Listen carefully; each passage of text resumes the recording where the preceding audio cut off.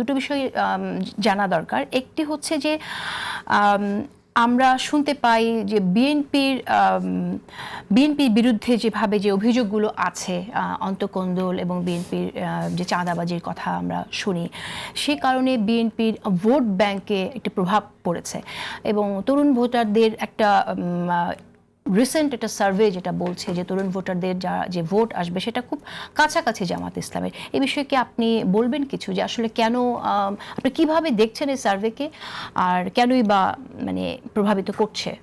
এই প্রভাবিত করে থাকলে বিএনপির সেক্ষেত্রে অ্যাকশন কি? এই বিষয়টা হচ্ছে কি অর্ধসত্য হচ্ছে কি এরকম যে আপনি যদি তরুণ প্রজন্ম, যারা নাগরিক তরুণ প্রজন্ম, তার মধ্যে আসলেই বিএনপির সমর্থন কমেছে, হ্যাঁ, এই কথাটা সত্য। কিন্তু আবার বেশিরভাগ জেনজি কিন্তু শহরে থাকে না, সেখানে কিন্তু বিএনপির সমর্থন আমি যেভাবে দেখি, আমি যেভাবে ডেটা দেখি, সেখানে কিন্তু মোটেও কম না।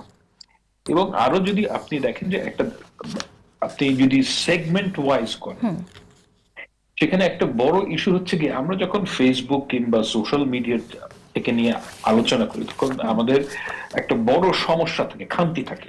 সেই খামতি হচ্ছে কি, সোশ্যাল মিডিয়াতে আপনি যেই ডেমোগ্রাফি দেখতে পান, সেটা হচ্ছে গিয়ে যারা পলিটিক্সে ইনভলভড, অর্থাৎ পলিটিক্যাল মতামত দেন। এটা আমি 2013 থেকে দেখছি এবং এখনো সেই ট্রেন্ড হোল্ড করে, যে এটার মধ্যে মেয়েরা completely absent. I can tell you with some confidence যে এখানে মেয়েদের participation is negligible political matters, কিন্তু তারা কিন্তু ভোট দিবে। সেই সাথে যারা বয়োজ্যেষ্ঠ, অর্থাৎ লেটস সে বাংলাদেশের প্রেক্ষাপটে যাদেরকে আপনি 55+ বলেন, তারা সারা পৃথিবীতে এই জনগোষ্ঠী ভোট বেশি দেয়। তো তারা যখন ভোট দিবে, আমার কাছে মনে হয় যে তার যে ডিফারেন্স সেটা বজায় থাকবে। এবং আমি টকিং অ্যাবাউট দ্য নাম্বারস, আমি যখন নাম্বার দেখি, আমি মনে করি না আমি কোনো সাইডে কোনো পক্ষের কথা বলছি না, just look talking about the numbers. Number দেখলে আপনি দেখবেন যে BNP is still way ahead compare to Jamaat আমি ইসলামী। একটু এখানে বলি, বাংলাদেশ ইউথ লিডারশিপ সেন্টার একটি জরিপ করেছে। সেই জরিপে আমরা দেখতে পাচ্ছি যে 30% তরুণ তারা তাদের মতামত জানাননি, কিন্তু বাকিদের মধ্যে যারা মতামত জানিয়েছেন সেখানে দেখছি বিএনপি 20%, জামাত 17%। এই সার্ভেকে আপনারা আসলে কিভাবে দেখেন, সেটাই আমার প্রশ্ন ছিল। বিএনপির 20% এখানে আমরা দেখছি যে 3 পয়েন্টস মাত্র এগিয়ে জামাতের তুলনায় ভোটারে। যদি if you look at the numbers, আপনি অলরেডি একটা ভেরি স্মল প্রপোর্শন এসছেন, সেটা হচ্ছে গিয়ে জেনজি, রাইট? জেনজির বাইরেও তো একটা বিশাল পপুলেশন আছে, এবং সেই জেনজির মধ্যে একটা undecided people are very large. তার উপর বাংলাদেশে যারা আওয়ামী লীগ করেন, তাদের একটা বিশাল ভোট ব্যাংক আছে এখনো স্টিল। এবং এই ভোট ব্যাংকটা আমার হিসাব অনুযায়ী এট দ্য লিস্ট 22% আছে। আমি যদি 2 মাস আগের কথা বলি, এখন হয়তো একটু কমতে পারে, বাড়তে পারে, বাট অগস্ট সেপ্টেম্বর পর্যন্ত 22% ছিল। এখন তারা কোথায় ভোট দিবে?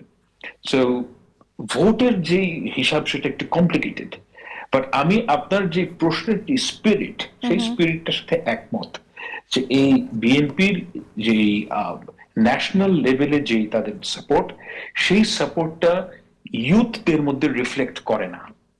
আপনার যে প্রশ্নের যে স্পিরিট, সেই স্পিরিটের সাথে কেন করছে না, এটা যদি আমরা বুঝতে চাই তাহলে হয়তো আমাদের সময় লাগবে, শেষ করে দিতে হবে আমাকে।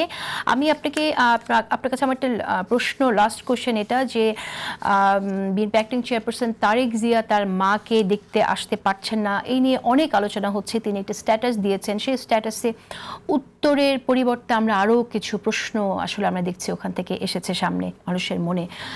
তিনি কি আসলে আসছেন পরিবর্তিত পরিস্থিতিতে, যেহেতু আমরা জানি যে বেগম জিয়ার অবস্থা আসলে গতকালের চেয়ে আজ একটু খারাপ, কোনো ডিসিশনে কোনো চেঞ্জ হয়েছে কিনা, তিনি ঝুঁকি নিয়ে হলেও আসছেন কিনা, আমি আপনার কাছে জানতে চাইছি। আব্দুস সালাম, এই প্রশ্নটা আসলে না খুব দুরূহ। মানে আমার কাছে আপনি এই প্রশ্নের যেই উত্তরটা চাচ্ছেন, সেই উত্তর আমার কাছে নাই। এর কারণ আছে, কারণ হচ্ছে কি যে দেখেন আমার কাছে তো মানে আমি সব ধরনের ক্লাসিফাইড ইনফরমেশন পাই না, আমি আর আপনি একই ইনফরমেশন দেখতে পাই, কিন্তু তারেক রহমান সাহেবের কাছে অনেক ধরনের ইনফরমেশন আছে। এবং এটা আমি মনে করি যে ওনার মানে খালেদা জিয়ার প্রতি আমাদের যে ভালোবাসা, আমাদের চাইতে আরো বেশি ভালোবাসা ওনার। তো ওনার বাংলাদেশে আসার যে চাহিদা এবং আসার যে আকাঙ্ক্ষা, সেটা আমাদের চাইতে আরো অনেক বেশি। কিন্তু ওনার কি কারণে উনি আসতে পারছেন না, এই কারণগুলো আমি আসলে জানি না, এবং এটা নিয়ে আমি স্পেকুলেট করতে চাই না, কারণ ওনার জন্য খুব দুঃখজনক সময়, এবং মানে ওনার পরিবারের জন্য একটা দুঃখজনক সময়, খুবই চ্যালেঞ্জিং। আমি এটা বলতে পারবো না। তবে আমি যেটা শুনি যে উনি ডিসেম্বর মাসের 5 থেকে 12 তারিখের মধ্যে আসবেন বলে বিএনপির মধ্যে এই কথাটা আমি অনেক নেতা নেত্রীর কাছে শুনেছি। এর ভেরিফাই করা আমার পক্ষে সম্ভব না। আমরা ফ্রি অ্যান্ড ফেয়ার ইলেকশনের কথা এখানে শুনলাম, যদি ফ্রি অ্যান্ড ফেয়ার ইলেকশন হয় এবং সেটাই কাম্য, তাহলে যে বিজয়ী হবে সেটাকে সবাই সাধুবাদ জানাবে। সেই প্রসঙ্গে একটু আসি, এবং আমরা দেখলাম যে লটারিতে 64 জেলায় পুলিশ সুপার পদায়ন করা হলো, 33 জন অতিরিক্ত ডিআইজিকে ডিআইজিতে পদোন্নতি দেওয়া হয়েছে, পদায়ন করা হয়েছে 166 জন ইউএনওকে। আপনি আসলে এই রদবদলকে কিভাবে দেখছেন? এই রদবদলের মধ্য দিয়ে কি একটা free and fair election ensure করা যাবে বলে আপনি মনে করেন কিনা?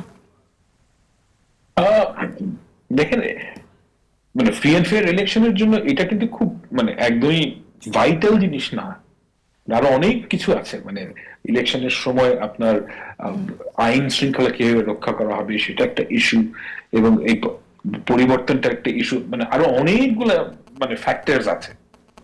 তা আমি মানে এই জায়গায় যে অন প্রিন্সিপাল আই বিলিভ যে ইলেকশনের আগে এই নতুন পদায়ন করার দরকার, এটা আমি মনে করি যেটা বাংলাদেশের প্রেক্ষাপটে এটা হেল্পফুল, ইলেকশনের আগে এটা করা উচিত। এবং কিভাবে করা হয়েছে সেটার সম্বন্ধে আমি অবশ্যই, আমি ওখানে চাকরি করি না, আমি এটার ফেয়ারনেস কিরকম এটা আমি জানি না, সুতরাং সেটা নিয়ে আমি মন্তব্য করবো না। কিন্তু অন প্রিন্সিপাল আই এগ্রি যে এই পদায়নটা করা দরকার, এবং এটাকে আমি মানে প্রয়োজনীয় ব্যাপার বলেই মনে করি। এখন এখানে প্রশ্ন উঠেছে যে এখানে জামায়াতে ইসলামের অভিযোগ আমি পড়েছি যে জামায়াতে ইসলামের মানে জামাতের প্রতি সহানুভূতি সম্পন্ন যারা কর্মকর্তা তাদেরকে সুবিধা দেওয়া হচ্ছে, আমি জানি না এটা, এবং আমি যেহেতু জানি না, এটা নিয়ে কোনো মন্তব্য কিংবা সমালোচনা করাটা আমার জন্য শোভন হবে না।